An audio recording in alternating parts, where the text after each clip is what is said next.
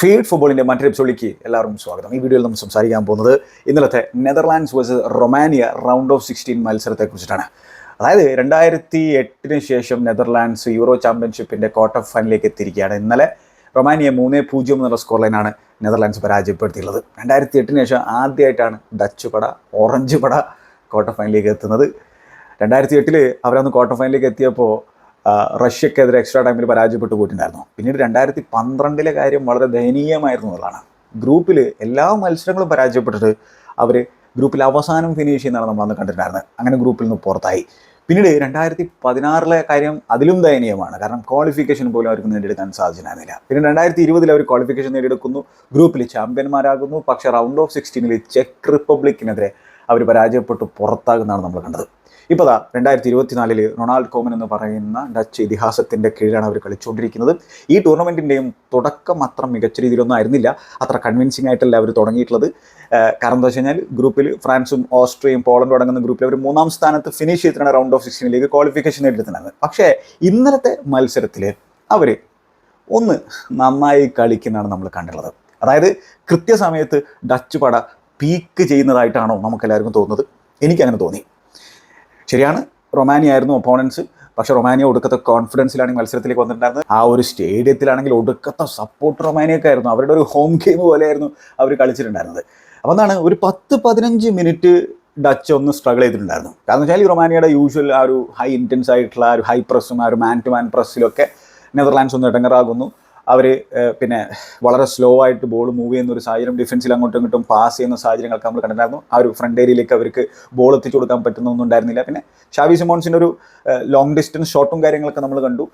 അതേപോലെ തന്നെ റൊമാനിയയും പിന്നെ ലോങ് ഡിസ്റ്റൻസിൽ നിന്ന് കീപ്പറിനെ ടെസ്റ്റ് ചെയ്യാനുള്ള ശ്രമം അവരുടെ ഭാഗത്ത് നിന്ന്. അപ്പോൾ അവരുടെ ആ ഒരു ഹൈ ഇൻറ്റൻസിറ്റി ആ ഒരു 10-15 മിനിറ്റ് കഴിഞ്ഞുള്ള സാഹചര്യത്തിൽ മറികടക്കാൻ പിന്നീട് നെതർലാൻഡ്സിന് സാധിച്ചെന്ന് മാത്രമല്ല, ആ കോഡി ഗാക്പോയുടെ ഗോള് ശരിക്കും മത്സരത്തിൽ നിർണായകമായിരുന്നതാണ്. അതിനുശേഷമാണ് ശരിക്കും നെതർലാൻഡ്സ് അവരുടെ നമ്മൾ യൂഷ്വലി നെതർലാൻഡ്സുമായിട്ട് അസോസിയേറ്റ് ചെയ്ത് കാണുന്ന തരത്തിലുള്ള ഒരു ഫുട്ബോൾ കളിച്ചു തുടങ്ങിയിട്ടുണ്ടായിരുന്നത്.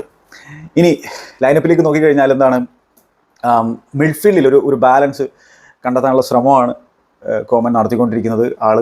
ഓസ്ട്രേലിയയുടെ മത്സരത്തിൽ വീർമനെ സ്റ്റാർട്ട് ചെയ്തിട്ട് ഫസ്റ്റ് ഹാഫിൽ തന്നെ ചെങ്ങനെ സബ്സ്റ്റിറ്റ്യൂട്ട് ചെയ്യിക്കുന്നതൊക്കെ നമ്മൾ കണ്ടതാണ്. അപ്പോൾ അത്തരത്തിലൊരു എംബാരസ്മെൻ്റ് ഒക്കെ വീർമൻ നേരിടേണ്ടി വന്നിട്ടുണ്ടായിരുന്നു.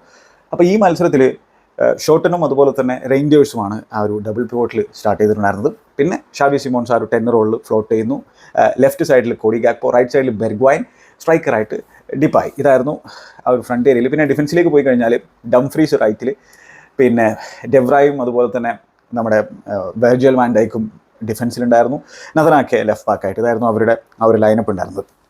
ഇനി റൊമാനിയയുടെ ലൈനപ്പിലേക്ക് നോക്കി കഴിഞ്ഞാൽ എന്താണ്, മിഹായിലിനെ സ്റ്റാർട്ട് ചെയ്യിപ്പിച്ചിട്ടുണ്ടായിരുന്നില്ല. ഡെന്നിസ്മാൻ സ്റ്റാർട്ട് ചെയ്യുന്നു ആ റൈറ്റ് വിങ്ങിൽ. ലെഫ്റ്റിൽ പിന്നെ ഹാജി സ്റ്റാർട്ട് ചെയ്യുന്നുണ്ടായിരുന്നു. ഡ്രാഗൂസിനെയാണ് സ്ട്രൈക്കറായിട്ടുണ്ടായിരുന്നത്. സ്റ്റാൻഷിയും മാരിനും ഒക്കെ പിന്നെ ആ ഒരു ഡിഫൻസീവ് മിഡ്ഫീൽഡറായിട്ടുള്ള മാരിൻ്റെ മുമ്പിൽ ആ ഒരു മിഡ്ഫീൽഡ് കളിക്കുന്നു. ഡ്രാഗൂസിൻ ഡിഫൻസിൽ, പിന്നെന്താണ് റാറ്റിയോ ഒക്കെ മികച്ച ഫോമിലാണ് കളിച്ചുകൊണ്ടിരിക്കുന്നത്. ഫുൾ ബാക്ക് മോഗോസ് ലെഫ്റ്റ് ബാക്കായിട്ട് സ്റ്റാർട്ട് ചെയ്യുന്നു. പക്ഷേ എന്താ സംഭവിച്ചാൽ ഈ റൊമാനിയ ഭയങ്കരമായിട്ടുള്ള ഹൈലൈനും കാര്യങ്ങളൊക്കെ കീപ്പ് ചെയ്യാനുള്ള ശ്രമം ഉണ്ടായിരുന്നു. കാരണം അവർ അത്തരത്തിൽ പ്രസ് ചെയ്യാൻ ശ്രമിക്കുന്ന ഒരു സാഹചര്യത്തിൽ. അപ്പോൾ മെല്ലെ മെല്ലെ ഈ ഡിഫൻസിന് പുറകിലൂടെയുള്ള സ്പേസിലൂടെ അറ്റാക്ക് ചെയ്യാൻ നെതർലാൻഡ്സ് തുടങ്ങി. അങ്ങനെയാണ് അവർ റൊമാനിയക്ക് പ്രശ്നങ്ങൾ ഉണ്ടാക്കുന്നുണ്ടായിരുന്നത്. മാത്രമല്ല ഈ ഹാജിയൊക്കെ സംബന്ധിച്ചിടത്തോളം അദ്ദേഹം കാര്യമായിട്ട് ഡിഫൻസിൽ കോൺട്രിബ്യൂട്ട് ചെയ്യുന്നുണ്ടായിരുന്നില്ല. അപ്പോൾ ഈ ഡംഫ്രീസ് ആണെങ്കിലും അതുപോലെ തന്നെ പിന്നെ ആ ഒരു ഏരിയയിലൂടെ ബഗ്വൈൻ ആണെങ്കിലും തുടക്കത്തിൽ തന്നെ അറ്റാക്ക് ചെയ്ത് തുടങ്ങുന്നു. ബഗ്വൈനെ പിന്നീട് സെക്കൻഡ് ഹാഫിൽ പിൻവലിച്ചിട്ട് ഡോണി മാലനാണ് ആ ഒരു ഏരിയയുടെ പിന്നെ അറ്റാക്ക് ചെയ്യുന്നുണ്ടായിരുന്നത്. അപ്പോൾ ആ ഒരു ഏരിയയിൽ ഇപ്പോൾ ലെഫ്റ്റ് ബാക്കിന് കാര്യമായിട്ടുള്ള സപ്പോർട്ട് ഹാജിക്ക് കൊടുക്കാൻ സാധിക്കുന്നുണ്ടായിരുന്നില്ല. അത് മുതലെടുക്കാനും നെതർലാൻഡ്സ് തുടക്കം മുതൽ ശ്രമിക്കുന്നുണ്ടായിരുന്നതാണ്. ഇനി മത്സരത്തിലെ ഓപ്പർച്യൂണിറ്റീസിലേക്ക് കടന്നു കഴിഞ്ഞാൽ 20ാമത്തെ മിനിറ്റിലാണ് ആ ഗോൾ പിറക്കുന്നത്. ആ ഗോള് വന്നത് എങ്ങനെയാണെന്ന് വെച്ചാൽ, ഷോട്ടൻ ആ ഒരു പിന്നെ മിഡ്ഫീൽഡ് ഏരിയയിൽ ബോള് ഈ റൊമാനിയയുടെ താരത്തിൻ്റെ പ്രസ്സിങ്ങിൻ്റെ ഇടയിൽ കീപ്പ് ചെയ്യുന്നു. പ്രസ് ചെയ്യാൻ വരുന്നു, അദ്ദേഹം കീപ്പ് ചെയ്യുന്നതിന് ശേഷം അദ്ദേഹം ഒരു ലൈൻ ബ്രേക്കിംഗ് പാസ് പിക്കുകയാണ് ഷാവി സിമോൺസിൻ്റെ അടുത്തേക്ക് ആ പാസ് കൊടുക്കുന്നു. ഷാവി സിമോൺസ് തൻ്റെ ലെഫ്റ്റിലൂടെ റൺ ചെയ്യുന്ന കോഡി ഗാക്പോ പിക്ക് ചെയ്യുന്നു. കോഡി ഗാക്പോ പിന്നെ അവിടെ നിന്ന് മനോഹരമായിട്ട് അങ്ങോട്ട് കട്ട് ഇൻസൈഡ് ചെയ്തതിന് ശേഷം ബോക്സിലേക്ക് എത്തിയതിന് ശേഷം ഒരു ബുള്ളറ്റ് സ്ട്രൈക്ക് അടിക്കുകയാണ്. 121 km/h ചെങ്ങായി ആ ഒരു ഷോട്ട് ഉതിർത്തിട്ടുണ്ടായിരുന്നത്. അങ്ങനെ അത് കീപ്പറിനെ സംബന്ധിച്ചോളം ഡിസപ്പോയിൻറ്റഡ് ആയിരിക്കും അത് സേവ് ചെയ്യാൻ പറ്റാതിരുന്നത്. കാരണം അത് നിയർ പോസ്റ്റിലൂടെയാണ് വലയിലേക്ക് പോയിട്ടുണ്ടായിരുന്നത്. പക്ഷേ അതിലുള്ള ആ ഒരു വെനം, അതിലുള്ള ആ ഒരു ഫോഴ്സ്, അത് ഭീകരമായെന്നുള്ള കാര്യം ഓർക്കണം. അപ്പോൾ ഈ കോഡി ഗാക്പോ ഈ ഡച്ച് കുപ്പായത്തിൽ ഒരു ഡിഫറെൻറ്റ് ഗ്രേവിയാണ്, ഒരു ഡിഫറെൻറ്റ് ആനിമലാണ്, ഒരു ഡിഫറെൻറ്റ് ബീസ്റ്റ് ആണെന്നുള്ളത് എടുത്തു പറയേണ്ടതായിട്ടുള്ള ഒരു സംഭവം തന്നെയാണ്. അതായത് ലിവർപൂളിൽ നമുക്ക് ഈ ചെങ്ങായിയുടെ ഇത്തരത്തിലുള്ള പ്രകടനങ്ങൾ കാണാൻ സാധിച്ചിട്ടില്ല. ശരിയാണ്, അദ്ദേഹം പല പൊസിഷനിലാണ് അവിടെ കളിക്കുന്നത്. ഇവിടെ അദ്ദേഹം ആ ഒരു ലെഫ്റ്റ് സൈഡിൽ നിന്ന് കട്ടിങ് സൈഡ് ചെയ്ത് കളിക്കുന്ന രീതിയിലാണ് ഈ നെതർലാൻഡ് സൈഡിൽ അദ്ദേഹം കളിച്ചുകൊണ്ടിരിക്കുന്നത്. അപ്പോൾ എന്താണ് അദ്ദേഹത്തിൻ്റെ ഇപ്പോൾ ഇന്നലത്തെ ഗോളോട് കൂടിയിട്ട് ഈ യൂറോയിൽ ചെങ്ങായി 3 ഗോളുകൾ അടിച്ചിട്ടുണ്ട്. കഴിഞ്ഞ വേൾഡ് കപ്പിലും ചെങ്ങായി 3 ഗോളുകൾ നെതർലാൻഡ്സിന് വേണ്ടി അടിക്കുന്നത് നമ്മൾ കണ്ടതാണ്. അപ്പോൾ 2 മേജർ ടൂർണമെൻറ്റുകളിൽ 3+ ഗോളുകൾ നെതർലാൻഡ്സിന് വേണ്ടി അടിച്ചിട്ടുള്ള ഇതിന് മുമ്പ് 2 താരങ്ങൾ മാത്രമായിരുന്നു എന്നുള്ള കാര്യം ഓർക്കേണ്ടതായിട്ടുണ്ട്. അതായത് ഗ്രേറ്റ് പ്ലെയർ ആയിട്ടുള്ള ഡെനിസ് ബെർഗ്കാമ്പും ജോണി റെപ്പുമാണ് ഇതിന് മുമ്പ് നേടിയിട്ടുള്ളൂ. അപ്പോൾ ആ പട്ടികയിലേക്ക് ഇപ്പോൾ കോഡി ഗാക്പോയുടെ പേര് കൂടി ഉൾപ്പെടുത്തിയിരിക്കുകയാണ്. അപ്പോൾ മാത്രമല്ല ഈ മത്സരത്തിൽ ചെങ്ങായി ഒരു അസിസ്റ്റും പ്രൊവൈഡ് ചെയ്തിട്ടുണ്ട്. ഇനി വേറൊരു കാര്യം എന്താണ്, യൂറോപ്യൻ ചാമ്പ്യൻഷിപ്പിൻ്റെ ചരിത്രത്തിൽ നെതർലാൻഡ്സിന് വേണ്ടിയിട്ട് ഒരു ടൂർണമെൻറ്റിൽ 3+ ഗോളുകൾ അടിച്ചുള്ളത് ആകെ 6 പേരുള്ളൂ എന്നുള്ളതാണ്. 3 അല്ലെങ്കിൽ 3-ലധികമോ ഗോളുകൾ അടിച്ചുള്ളത് ആകെ 6 പേരേ ഉള്ളൂ. അപ്പോൾ അതാരൊക്കെയാണ്? നിസ്റ്റൽ റൂയി, വാൻ ബാസ്റ്റൻ, ബെർഗ്കാമ്പ്, വൈനാൽഡം, ക്ലൈവറ്റ്. ഇതിൽ ക്ലൈവറ്റും വാൻ ബാസ്റ്റനും 5 ഗോളുകൾ വീതം അടിച്ചിട്ടുണ്ട് ഒരു ടൂർണമെൻറ്റിൽ എന്നുള്ള കാര്യം ഓർക്കണം. അപ്പോൾ ഇനി കോഡി ഗാക്പോയെ സംബന്ധിച്ചോളം ഒരു ക്വാർട്ടർ ഫൈനൽ മത്സരം മിനിമം അത് വിജയിച്ചു കഴിഞ്ഞാൽ സെമി ഫൈനലിൻ്റെ ഒരു ഓപ്ഷൻ കൂടിയുണ്ട്. അപ്പോൾ അദ്ദേഹത്തിന് വേണമെങ്കിൽ ഈ ഒരു ഗോൾ സ്കോറിംഗ് ഫോം തുടരുകയാണെങ്കിൽ ഈ വാൻ ബാസ്റ്റൻ്റെയും അതുപോലെ തന്നെ ക്ലൈവറ്റിൻ്റെയൊക്കെ ആ നമ്പറിലേക്ക് എത്താനുള്ള ഒരു ചാൻസ് ഉണ്ട് എന്നുള്ളതാണ്, 5 എന്നുള്ള നമ്പറിലേക്ക്. അപ്പോൾ അത്തരത്തിൽ കിടിലം പെർഫോമൻസാണ് കോഡി ഗാക്പോ കാഴ്ചവെച്ചുകൊണ്ടിരിക്കുന്നത്. ഒരു ബിഗ് ഗെയിം പ്ലെയറായിട്ടാണ് ഡച്ച് കുപ്പായത്തിൽ ചെങ്ങായി വിലസിക്കൊണ്ടിരിക്കുന്നത് എന്നുള്ള കാര്യം എടുത്തു പറയേണ്ടതായിട്ടുണ്ട്. അങ്ങനെ നെതർലാൻഡ്സ് ലീഡെടുക്കുന്നു. പിന്നെ തിരിഞ്ഞ് നോക്കേണ്ട ഒരു സാഹചര്യം വന്നിട്ടുണ്ടായിരുന്നില്ല. പക്ഷേ ആ ഒരു സെക്കൻഡ് ഗോൾ അവർക്ക് കണ്ടെത്താൻ സാധിക്കുന്നുണ്ടായിരുന്നില്ല. കാരണം 1-0 നിൽക്കുമ്പോൾ അതൊരു ഡേഞ്ചറസ് സ്കോർ ലൈൻ ആണെന്നുള്ളത് നമുക്ക് എല്ലാവർക്കും അറിയുന്നതാണ്. അത് കോമനും നന്നായിട്ട് അറിയുന്നത് തന്നെയായിരുന്നു. കാരണം കോമൻ ശരിക്കും ആ ഒരു ഫ്രസ്ട്രേറ്റഡ് ഫിഗറായിട്ട് ഓരോ ചാൻസുകളും നെതർലാൻഡ്സ് മിസ്സാക്കുമ്പോൾ അദ്ദേഹത്തിലേക്ക് ക്യാമറ ഫോക്കസ് ചെയ്യുമ്പോൾ നമുക്ക് കാണാൻ പറ്റുന്നുണ്ടായിരുന്നു, ഭയങ്കര ഫ്രസ്ട്രേറ്റഡ് ആയിട്ട്. കാരണം ആ 2ാമത്തെ ഗോൾ വന്നില്ലെങ്കിൽ ഏത് നിമിഷമാണെങ്കിലും ചിലപ്പോൾ റൊമാനിയ തിരിച്ചടിക്കുമെന്നുള്ള ഒരു സ്ഥിതി ഉണ്ടായിരുന്നു. പക്ഷേ റൊമാനിയെ സംബന്ധിച്ചും ഒരുപാട് ഓപ്പർച്യൂണിറ്റീസ് ഒന്നും അവർക്ക് ക്രിയേറ്റ് ചെയ്യാൻ സാധിച്ചിരുന്നില്ല. മത്സരത്തിൽ ആകെ 5 അറ്റംപ്റ്റുകളെ അവർ നടത്തിയിട്ടുള്ളൂ. അതിൽ 1 മാത്രമേ അവർക്ക് ടാർഗറ്റിലേക്ക് അടിക്കാൻ സാധിച്ചിരുന്നുള്ളൂ. നെതർലാൻഡ്സിനെ സംബന്ധിച്ചോളം 23 അറ്റംപ്റ്റുകൾ അവർ നടത്തിയിട്ടുണ്ടായിരുന്നു. മേജർ ചങ്ക് ഓഫ് പൊസഷൻ അവരുടെ അടുത്ത് തന്നെയായിരുന്നു. അതിൽ 6 അവർ ടാർഗറ്റിലേക്ക് അടിക്കുന്ന ഒരു സാഹചര്യം കണ്ടു. 3 ഗോളുകൾ അവർ അടിച്ചിട്ടുണ്ടായിരുന്നു. പിന്നീട് 2 ഗോളുകളും ലേറ്റ് ആയിട്ടാണ് മത്സരത്തിൽ വന്നിട്ടുണ്ടായിരുന്നത്. അതിലേക്ക് നമുക്ക് വരാം. ഇനി ഫസ്റ്റ് ഹാഫിലെ ബാക്കിയുള്ള സംഭവ വികാസങ്ങളിലേക്ക് കടന്നു കഴിഞ്ഞാൽ എന്താണ്, ആക്കയുടെ മനോഹരമായിട്ടുള്ള ഡിഫെൻഡിങ് നമ്മൾ കാണുന്നു. റൊമാനിയെ സംബന്ധിച്ചോളം അവർ ലെഫ്റ്റിൽ നിന്ന് ബോക്സിലേക്ക് കട്ട് ബാക്ക് ചെയ്ത് കൊടുക്കുന്ന സാഹചര്യത്തിൽ ആ ഷോട്ട് തീർക്കാൻ ആക്കെ സമ്മതിക്കുന്നില്ല, നല്ല രീതിയിൽ ഡിഫെൻഡ് ചെയ്യുന്നു. പിന്നെ നെതർലാൻഡ്സ് സംബന്ധിച്ചോളം ഒരു കിടിലൻ ഓപ്പർച്യൂണിറ്റി കോർണർ ലഭിച്ചിട്ടുണ്ടായിരുന്നു. ഡെവ്രൈയുടെ ആ ഒരു ഹെഡർ, ഫാർ പോസ്റ്റിലുള്ള ഹെഡർ അദ്ദേഹം പുറത്തേക്ക് സൈഡ് നെറ്റിംഗ് ആക്കുന്ന ഒരു കാര്യമുണ്ട്. അത് അറ്റ്ലീസ്റ്റ് ടാർഗറ്റിലേക്കെങ്കിലും ചെങ്ങായി അടിക്കണം. അതൊരു ഫ്രീ ഹെഡറാണ് ചെങ്ങായിക്ക് ലഭിച്ചിട്ടാണ്. പിന്നെ ടിയാനി റേഞ്ചേഴ്സ് ഡംഫ്രീസിനെ പിക്ക് ചെയ്യുന്നു. മനോഹരമായിട്ടുള്ള ത്രൂ ബോളിലൂടെ ഡംഫ്രീസിനെ പിക്ക് ചെയ്യുന്നു. ആ ഒരു റൈറ്റ് ചാനലിലൂടെ റൺ ചെയ്തിട്ടുള്ള ചെങ്ങായിനെ. അതിനുശേഷം ഡംഫ്രീസിൻ്റെ കട്ട് ബാക്ക്, അത് മെംഫിസ് ഡിപ്പായി ഇങ്ങനെ വെയിറ്റ് ചെയ്യാണ് ഗോളാക്കാനായിട്ട്. പക്ഷേ ഡ്രാഗൂസിൻ മനോഹരമായിട്ട് ഇൻ്റർസെപ്റ്റ് ചെയ്യുന്നു. Beautiful interception. അങ്ങനെ അവിടെ മറ്റൊരു ചാൻസ് കൂടി കളഞ്ഞു വിളിക്കുകയാണ് നെതർലാൻഡ്സ്. അല്ലെങ്കിൽ കളഞ്ഞു വിളിച്ചു എന്ന് പറയാൻ പറ്റില്ല, ഡ്രാഗൂസിൻ മനോഹരമായിട്ട് ഡിഫെൻഡ് ചെയ്തു എന്ന് വേണമെങ്കിൽ നമുക്കവിടെ പറയേണ്ടി വരും. ഇതിനിടയിൽ ഈ കോൺഫിഡൻസ് ഇങ്ങനെ നല്ല രീതിയിൽ വരുന്നതിൻ്റെ എക്സാമ്പിളൊക്കെ നമുക്ക് കാണാൻ പറ്റുന്നതാണ്. ഷാവി സിമോൺസിൻ്റെ റബോണ ക്രോസൊക്കെ അദ്ദേഹം കൊടുക്കാനുള്ള ശ്രമം ബൈലിൻ്റെ അടുത്ത് നിന്നൊക്കെ ശ്രമിക്കുന്നുണ്ടായിരുന്നു. പിന്നെ ഡംഫ്രീസിൻ്റെ ഒരു ഇൻ്റർസെപ്ഷൻ നമ്മൾ കാണാനാണ് റൊമാനിയയുടെ ബോക്സിൽ റൊമാനിയൻ താരത്തിൻ്റെ അടുത്തായിരുന്നു കൺട്രോൾ ഉണ്ടായിരുന്നത്. പക്ഷേ അദ്ദേഹം ഇങ്ങനെ ഡ്വെൽ ചെയ്തിരിക്കുന്നു. ആ സാഹചര്യത്തിൽ ഡംഫ്രീസ് ചെന്ന് ബോൾ വിൻ ചെയ്യുന്നിട്ട് ആ ബൈലിൻ്റെ അടുത്തേക്ക് കൂടെ പോയിട്ട് ചെങ്ങായി എന്ത് ചെയ്തെന്ന് വെച്ചാൽ ഷാവി സിമോൺസിനെ പിക്ക് ചെയ്തു. ഷാവി സിമോൺസിന് കട്ട് ബാക്ക് ചെയ്ത് കൊടുക്കുകയാണ്. ആ 6 യാർഡ് ഏരിയയ്ക്ക് പുറത്താണ് ചെങ്ങായി ബോൾ റിസീവ് ചെയ്യുന്നത്. പുള്ളിക്കാരൻ തൻ്റെ ലെഫ്റ്റിൽ നിന്ന് റൈറ്റിലേക്ക് എടുക്കാനുള്ള ശ്രമമൊക്കെ നടത്തിയിട്ട് ആ ഒരു ചാൻസ് കൊളാക്കി എന്ന് തന്നെ വേണമെങ്കിൽ നമുക്ക് പറയേണ്ടി വരും. അത് തുടക്കത്തിൽ തന്നെ ഇനീഷ്യലി തന്നെ അടിച്ചിരുന്നെങ്കിൽ അതൊരു ഗോളാകാനുള്ള സാധ്യത വളരെ കൂടുതലായിരുന്നു. പക്ഷേ ചെങ്ങായി അത് തൻ്റെ റൈറ്റിലേക്ക് എടുക്കാനുള്ള ശ്രമമൊക്കെ നടത്തിയോടുകൂടി പിന്നെ അത് പുറത്തേക്ക് പോകുന്ന ഒരു സാഹചര്യമാണ് നമ്മൾ കണ്ടിട്ടുണ്ടായിരുന്നത്. അപ്പോൾ പെട്ടെന്ന് ഒരു ഡിസിഷൻ മേക്കിംഗ് ആ ഒരു ബോക്സിൽ എടുക്കാൻ പറ്റാത്തൊരു സാഹചര്യം ഷാവി സിമോൺസിൻ്റെ ഗെയിമിൽ നമ്മൾ കാണുന്നുണ്ട്. യങ് ഫുട്ബോളറാണ്, റോ ടാലൻ്റാണ്, ഇനിയും ഒരുപാട് ഇമ്പ്രൂവ് ആകേണ്ടതായിട്ടുണ്ട്. പക്ഷേ നല്ല പെർഫോമൻസ് തന്നെയാണ് നിലവിൽ കാഴ്ചവെച്ചുകൊണ്ടിരിക്കുന്നത്. ആ ബോക്സിലേക്ക് എത്തുമ്പോൾ ആ ഒരു ഡിസിഷൻ മേക്കിംഗ് ഉണ്ടല്ലോ, അതുകൂടി കാര്യമായിട്ട് തന്നെ ഇമ്പ്രൂവ് ആകേണ്ടതായിട്ടുണ്ട്.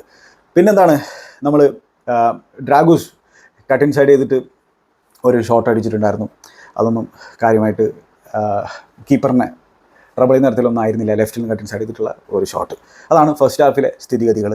സെക്കൻഡ് ഹാഫിൽ തുടക്കത്തിൽ തന്നെ ബെർഗ്വൈനെ മാറ്റുന്നു, മാലനെ ഇൻട്രൊഡ്യൂസ് ചെയ്യുന്നു. മാലൻ പിന്നെ ആ റൈറ്റ് സൈഡിൽ കളിക്കുന്നതാണ് നമ്മൾ കണ്ടിട്ടുണ്ടായിരുന്നത്. ഒരു ഫ്രീ കിക്ക്, റൊമാനിയയുടെ ഒരു ഫ്രീ കിക്ക് വേർബ്രുഗൻ ഡച്ചിൻ്റെ കീപ്പർ സേവ് ചെയ്യുന്നു. പിന്നെന്താണ് ഡിപ്പായുടെ ഒരു ചാൻസ്, ഡിപ്പായ്ക്ക് അത് ഫിനിഷ് ചെയ്യാൻ പറ്റുന്നില്ല. ഈ ഡിപ്പായിനെ സംബന്ധിച്ചോളം ഫ്രസ്ട്രേറ്റിംഗ് ആയിട്ടുള്ള ഒരു ടൂർണമെൻറ്റാണ് സോഫാർ. കാരണം അദ്ദേഹത്തിന് അങ്ങോട്ട് ഫിനിഷ് ചെയ്യാൻ പറ്റുന്നില്ല ചാൻസുകൾ കിട്ടുന്നതൊന്നും. അപ്പോൾ ഇത് ഒരു റൈറ്റിൽ നിന്നുള്ള ഒരു കട്ട് ബാക്കിൽ നിന്നാണ് ആ ചാൻസ് വന്നിട്ടുണ്ടായിരുന്നത്, പക്ഷേ അദ്ദേഹത്തിന് ഫിനിഷ് ചെയ്യാൻ പറ്റുന്നില്ല. പിന്നെ അതേപോലെ തന്നെ വെർജിൽ വാൻ ഡൈക്കിൻ്റെ ഒരു ഹെഡർ അത് പോസ്റ്റിൽ തട്ടി പോകുന്നത് നമ്മൾ കണ്ടു. അത് നല്ല രീതിയിൽ വാൻ ഡൈക്ക് മീറ്റ് ചെയ്യുന്നു, പക്ഷേ കീപ്പർ ഡൈവ് ചെയ്തിട്ടുണ്ട്, പക്ഷേ സ്റ്റിൽ അത് പോസ്റ്റ് തട്ടി പോകുന്ന കാര്യങ്ങൾ കണ്ടു. പിന്നെ ഗാക്പോയുടെ എൻ്റെ പൊന്നോ രക്ഷയില്ലാത്തൊരു മേസി റണ്ണ് നമ്മൾ കാണാണ്.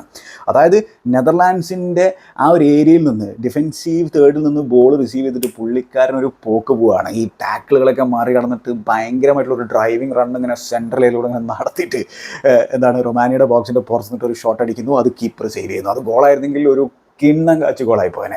അത്തരത്തിൽ കോൺഫിഡൻസിനെ യൂസ് ചെയ്തിട്ടാണ് ചങ്ങായി ഫുട്ബോൾ കളിച്ചുകൊണ്ടിരിക്കുന്നത്. ഈ ഡച്ച് കുപ്പായത്തിൽ എന്നുള്ള കാര്യം എടുത്ത് പറയേണ്ടതായിട്ടുണ്ട്. പിന്നെ എന്താണ് 64ാമത്തെ മിനിറ്റിൽ കൊടി ഗാക്പോയുടെ ഒരു ഗോൾ ഡിസലോ ചെയ്യുന്ന ഒരു സാഹചര്യം നമ്മൾ കണ്ടു.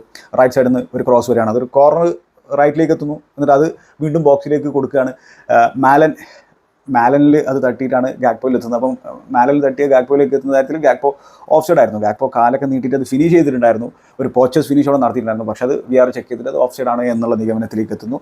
അങ്ങനെ വീണ്ടും ആ ഒരു ഫ്രസ്ട്രേഷൻ കോമൻ്റ് മുഖത്ത് നമ്മൾ കാണുകയാണ്. പിന്നെ അദ്ദേഹം ചേഞ്ചസും കാര്യങ്ങളും വരുത്തുന്നു. ആ ഒരു 69ാമത്തെ മിനിറ്റിൽ വീർമനെ കൊണ്ടുവരുന്നു, ഷോട്ടിനെ പിൻവലിച്ചിട്ട്. അതുപോലെ തന്നെ വാൻഡവനെ കൊണ്ടുവരുന്നു, നതനാക്കെ പിൻവലിച്ചിട്ട്. ഫോർമേഷനിൽ മാറ്റം വരുത്താനുള്ള ഒരു സാധ്യത നമ്മൾ കരുതുന്നത്. ഫോർമേഷനിലൊന്നും മാറ്റം വരുത്തിയിട്ടില്ല, അവർ ഫോർ ദ ബാക്കിൽ തന്നെയാണ് അവർ കളിക്കുന്നുണ്ടായിരുന്നത്. റൊമാനിയം ചേഞ്ചസും കാര്യങ്ങളൊക്കെ വരുത്തിയിട്ടുണ്ടായിരുന്നു. പിന്നെ അൽബെക്കിനെയൊക്കെ കൊണ്ടുവരുന്ന സാഹചര്യമൊക്കെ നമ്മൾ കണ്ടിരുന്നു. അവർക്ക് ആ ഒരു ഗോൾ കണ്ടെത്തണമല്ലോ. പിന്നെ എന്താണ് ഡിപ്പായുടെ ഒരു free kick, edge of the box എന്നൊരു ഫ്രീ കിക്ക് ജസ്റ്റ് വൈഡായിട്ട് പോയിട്ടുണ്ടായിരുന്നു. നല്ല രീതിയിലാണ് ചെങ്ങായി ഫ്രീ കിക്ക് എടുത്തിട്ടുണ്ടായിരുന്നത്, ഗ്രൗണ്ടിലൂടെയാണ് ഫ്രീ കിക്ക് എടുത്തിട്ടുണ്ടായിരുന്നത്. പക്ഷേ അത് ജസ്റ്റ് പോസ്റ്റിൻ്റെ സൈഡിലൂടെ പോകുന്ന ഒരു സാഹചര്യം നമ്മൾ കണ്ടിട്ടുണ്ടായിരുന്നു. പിന്നെന്താണ് ഗാക്പോയുടെ ഒരു ബാക്ക് ഹിൽ നിന്ന് വീർമൻ്റെ ഒരു ഷോട്ട്, വീർമൻ വന്ന ഉടനെ നടത്തിയിട്ടുള്ള ഒരു അറ്റംപ്റ്റാണ്. ബോക്സിലേക്ക് അദ്ദേഹം വരുന്നു, ഗാക്പോ നല്ല രീതിയിൽ അദ്ദേഹത്തിൻ്റെ, അതായത് ഗാക്പോയുടെ സൈഡിലൂടെ ലെഫ്റ്റ് സൈഡിലൂടെ ഉള്ള വീർമൻ്റെ റണ്ണ് പിക്ക് ചെയ്യണം ഒരു ബാക്ക് ഹീലിലൂടെ. വീർമൻ തൻ്റെ ബോഡി ഓപ്പൺ അപ്പ് ചെയ്തിട്ട് ആ ഒരു ഫാർ പോസ്റ്റിലേക്ക് കയറ്റാനുള്ള ശ്രമമായിരുന്നു ഉണ്ടായിരുന്നത്, പക്ഷേ അത് ജസ്റ്റ് വൈഡായിട്ട് പോകുന്ന ഒരു സാഹചര്യം നമ്മൾ കണ്ടു.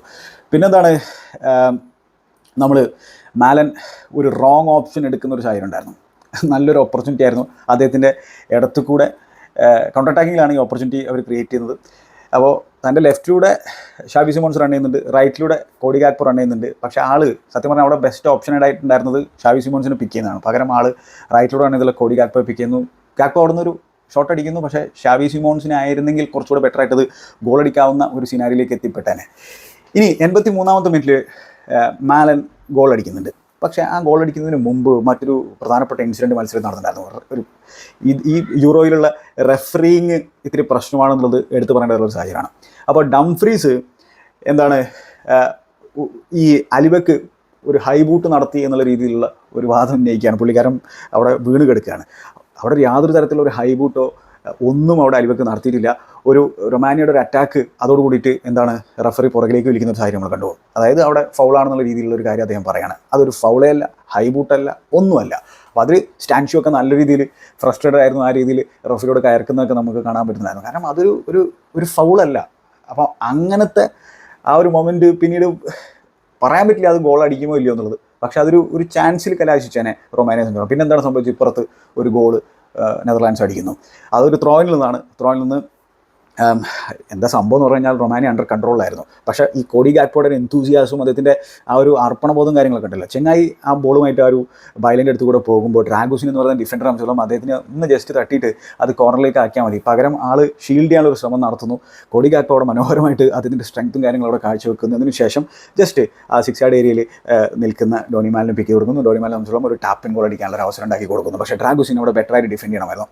ഓഫുൾ ഡിഫെൻഡിങ് ആണ്. പക്ഷേ കോഡി ഗാക്പോയുടെ ആ ഒരു ക്രിയേറ്റ് ചെയ്യണം എന്നുള്ള ആ ഒരു മെൻറ്റാലിറ്റി ഉണ്ടല്ലോ, അതിന് നമുക്കവിടെ ക്രെഡിറ്റ് കൊടുത്തേ മതിയാകുള്ളൂ. അങ്ങനെ പിന്നെ ആ ഒരു 83ാമത്തെ ആ ഗോൾ വന്നത് കൂടിയിട്ട് almost game done and dusted എന്നുള്ള രീതിയിൽ തന്നെയാണ് കാര്യങ്ങൾ ഉണ്ടായിരുന്നത്. പിന്നെ വീണ്ടും മറ്റൊരു ഗോൾ കൂടി നെതർലാൻഡ്സ് അടിക്കുന്ന ഒരു സാഹചര്യം കണ്ടു. ഇത് ഡോണിയൽ മാലൻ തന്നെയാണ് അടിക്കുന്നത്. അദ്ദേഹം മനോഹരമായിട്ട് ഡയറക്റ്റ് ആയിട്ടുള്ള റണ്ണ് ബോക്സിലേക്ക് നടത്തുന്നു. എന്നിട്ട് ഇത്തവണ എന്താ സംഭവം, അദ്ദേഹം ലെഫ്റ്റിലാണ് കളിക്കുന്നത്. കാരണം എന്ന് വെച്ചാൽ വെഗോസിനെ ഇൻട്രൊഡ്യൂസ് ചെയ്തിട്ടുണ്ടായിരുന്നു നമ്മുടെ കോമൻ. അപ്പോൾ വെഗോസ് സ്ട്രൈക്കറായിട്ട് ഡിപ്പായ റൈറ്റിലേക്ക് നീങ്ങി ഡോണിയൽ മാലൻ ലെഫ്റ്റിലേക്ക് നീങ്ങുന്ന ഒരു സാഹചര്യമാണ് നമ്മൾ കണ്ടിട്ടുണ്ടായിരുന്നത്. കാരണം വെഗോസ്റ്റ് വന്നത് ആർക്ക് പകരമാണെന്ന് വെച്ച് കഴിഞ്ഞാൽ നമ്മുടെ കോഡി ഗാക്പോ പകരമാണ്. അപ്പോൾ അങ്ങനെ ഡോണിയൽ മാലൻ ആ ലെഫ്റ്റിലൂടെ റൺ ചെയ്യുന്ന ബോളുമായിട്ട് എന്നതിന് ശേഷം അദ്ദേഹം ഈ 2 റൊമാനിയൻ താരങ്ങൾക്കിടയിലൂടെ കട്ട് ഇൻസൈഡ് ചെയ്തിട്ട് അദ്ദേഹം മനോഹരമായിട്ട് ഫിനിഷ് ചെയ്യുന്നത് നമ്മൾ കണ്ടു. അങ്ങനെ 3-0 എന്നുള്ള സ്കോർ ലൈന് നെതർലാൻഡ്സ് വിജയിച്ച് കയറിയിരിക്കുകയാണ്. അപ്പോൾ ഞാൻ പറഞ്ഞ പോലെ അവർ കൃത്യസമയത്ത് പീക്ക് ചെയ്യുന്നതായിട്ടാണ് എനിക്ക് തോന്നുന്നത്. തുർക്കിക്കെതിരെയുള്ള മത്സരം വളരെ ഇൻട്രസ്റ്റിംഗ് ആയിരിക്കും. കാരണം തുർക്കി ഓസ്ട്രിയയെ പരാജയപ്പെടുത്തിയിട്ടാണ് ക്വാർട്ടർ ഫൈനലിലേക്ക് എത്തിയിട്ടുള്ളത്. ആ മത്സരത്തെക്കുറിച്ചും നമുക്ക് സംസാരിക്കേണ്ടതായിട്ടുണ്ട്. എന്തായാലും കോമനെ സംബന്ധിച്ചോളം അതേമാതിരി മിഡ്ഫീൽഡിൽ ബാലൻസ് കണ്ടെത്തിയിട്ടുള്ളതാണ് എൻ്റെ ഒരു കാഴ്ചപ്പാട്. ടിയാനി റേഞ്ചേഴ്സ് ആണെങ്കിലും അതുപോലെ തന്നെ ഷോട്ടനാണെങ്കിലും ആ ഒരു ഡബിൾ പിവോട്ട് നല്ല രീതിയിൽ ഇപ്പോൾ കളിക്കുന്നുണ്ട്. അതിൽ തന്നെ ടിയാനി റേഞ്ചേഴ്സ് മനോഹരമായിട്ടാണ് കളിക്കുന്നത്. അദ്ദേഹത്തിൻ്റെ പിന്നെ പാസിംഗ് ഒക്കെ ബ്യൂട്ടിഫുൾ ആണ്. ഈവൻ ഡിഫൻസിലും ചങ്ങായി കോൺട്രിബ്യൂട്ട് ചെയ്യുന്നുണ്ട്. അതുപോലെ തന്നെ ഡോണിയൽ മാലൻ ആ ഒരു റൈറ്റിൽ അദ്ദേഹത്തിൻ്റെ പൊസിഷൻ ആ ഒരു സ്റ്റാർട്ടിംഗ് ലെവലിൽ ഉറപ്പിച്ചു കഴിഞ്ഞു എന്നുള്ളതാണ് ഞാനിപ്പോൾ മനസ്സിലാക്കുന്നത്. അപ്പോൾ ഡോണിയൽ മാലൻ, മെംഫിസ് ഡിപ്പായ്, അതുപോലെ കോഡി ഗാക്പോ, ഷാവി സിമോൺസ് ആ ഒരു 10 റോള്, ടിയാനി റേഞ്ചേഴ്സ് ഷോട്ടൻ ആ ഒരു മിഡ്ഫീൽഡിൽ, പിന്നെ ഡിഫൻസ് ഓൾറെഡി സെറ്റാണ്. നഥനാക്കെ, ഡെവ്രായ്, അതുപോലെ തന്നെ വെർജിൽ വാൻ ഡൈക്ക്, അതുപോലെ റൈറ്റ് ബാക്കായിട്ട് ഡംഫ്രീസ്. ഇതായിരിക്കും അവരുടെ ഒരു ലൈനപ്പ് എന്നുള്ളതാണ് എനിക്ക് തോന്നുന്നത്, വെർബ്രുഗൻ കീപ്പറായിട്ട്. നിങ്ങളുടെ അഭിപ്രായങ്ങൾ കമൻറ്റ് ബോക്സിൽ രേഖപ്പെടുത്തുക. മറ്റൊരു അധ്യായത്തിൽ നമുക്ക് വീണ്ടും കാണാം. Good bye.